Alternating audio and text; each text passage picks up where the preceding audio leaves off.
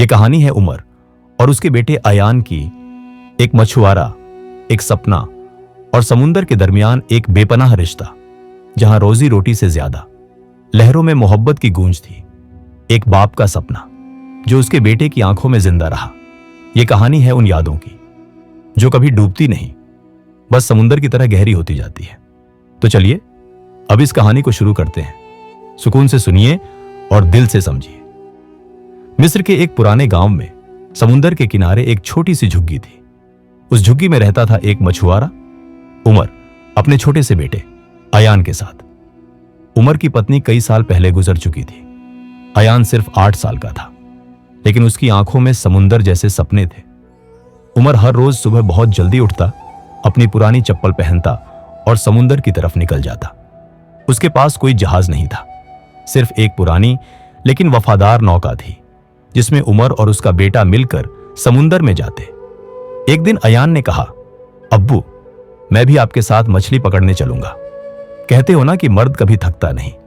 उमर ने उसे देखा, मुस्कुराया और बस इतना कहा, ठीक है बेटा, लेकिन समुंदर सिर्फ रोजी का जरिया नहीं, सब्र का इम्तिहान भी होता है। अगले दिन सुबह दोनों बाप बेटा नौका में निकले।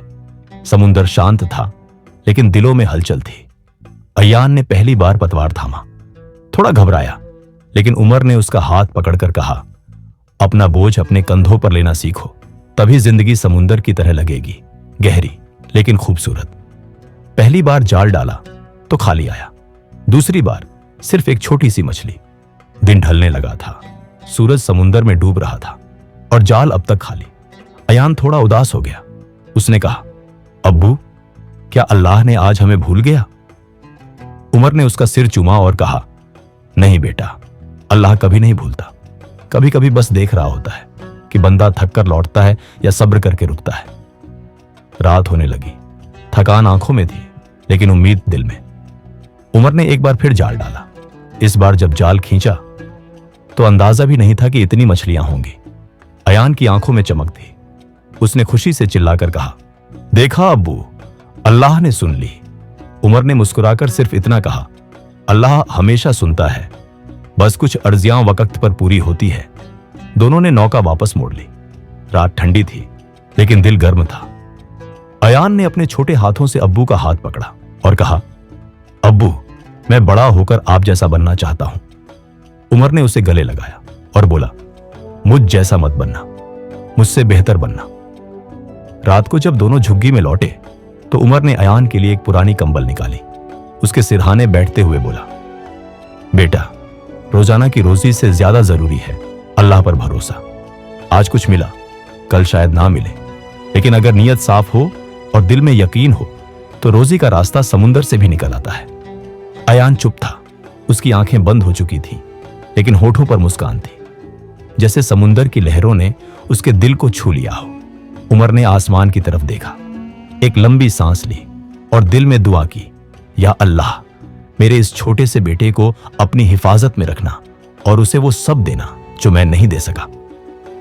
उस रात समुंदर शांत था। लहरें सिर्फ लहरों से बात कर रही थी और एक बाप अपने बेटे के लिए चुपचाप दुआ कर रहा था, किसी मछली के जाल से नहीं, बल्कि यकीन के धागे से बंधी हुई रोजी की दुआ। साल गुजरते गए।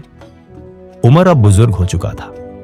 उसकी कमर और झुक गई थी, लेकिन चेहरे पर एक सुकून था, उस सुकून का जो सिर्फ वही महसूस करता है जिसका बेटा उसके सपने पूरे कर रहा हो। अयान अब जवान हो चुका था। बालों में हल्की सी लहर थी, लेकिन आंखों में अब भी वही समुंदर था। नौका अब उमर के हाथों में नहीं, अयान के कब्जे में थी, और जाल, अब उस जाल में सिर्फ मछलियां नहीं, दुआएं भी पकड़ी जाती थी। हर सुबह जब सूरज किनारे से निकलता, अयान अपने अब्बू को सलाम करता और उनकी मुस्कुराहट से हिम्मत लेकर कश्ती ले जाता। उमर अक्सर किनारे पर बैठकर देखता, उसी जगह जहां कभी अयान छोटे कदमों से चला था, अब वही कदम मजबूत हो चुके थे।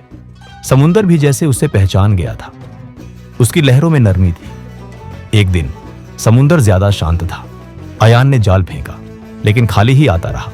2 घंटे, 3 घंटे, फिर आधा दिन गुजर गया।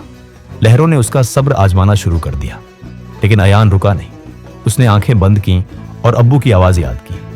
जब समुंदर चुप हो तो समझ लो कि वो तुम्हारा इम्तिहान ले रहा है।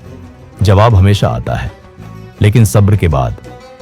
अयान ने फिर जाल फेंका। इस बार जाल भारी था, इतना कि नौका झुक गई। अंदर बड़ी और ताकतवर मछलियां थीं। अयान मुस्कुराया, लेकिन उसकी मुस्कान में फख्र था, सिर्फ रोजी का नहीं, अपने अब्बू के अल्फाज सच होने का फख्र। वापस आया तो उमर उसी चट्टान पर बैठा था। अयान ने जाल दिखाया और कहा, अब्बू, समुंदर ने आज फिर से सुन ली। उमर ने सिर्फ इतना कहा, नहीं बेटा, अब समुंदर तुझे सुनता नहीं, तुझे मानता है। उस दिन अयान ने फैसला किया कि वो गांव के बच्चों को मछली पकड़ना नहीं, समुंदर की इज्जत करना सिखाएगा। उसने छोटे छोटे बच्चों का एक दल बनाया जिसे वो हर हफ्ते समुंदर ले जाता। जैसे उसके अब्बू ने उसे सिखाया था, वो अब दूसरों को सिखा रहा था। एक रात जब अयान अपने कमरे में था, उमर ने उसे देखा, धीरे से बोला, मुझे लगता था कि मेरा वक्त खत्म हो रहा है, लेकिन तू तो मेरी जिंदगी का अगला हिस्सा बन गया। अयान ने अब्बू का हाथ पकड़ा और कहा, अब्बू, जो नौका आपने मुझे दी वो सिर्फ लकड़ी नहीं थी, वो आपका भरोसा था। मैं उस भरोसे को कभी डूबने नहीं दूंगा। उस रात समंदर पर चांदनी बिखर गई। लहरें किनारे से कह रही थीं, एक मछुआरा अपने सपने अपने बेटे के जरिए पूरे कर चुका है। अयान ने समंदर की लहरों की तरफ देखा, जैसे वो उससे पुरानी बातें कह रही हो। उमर की आंखों में आंसू थे, खुशी के, फख्र के।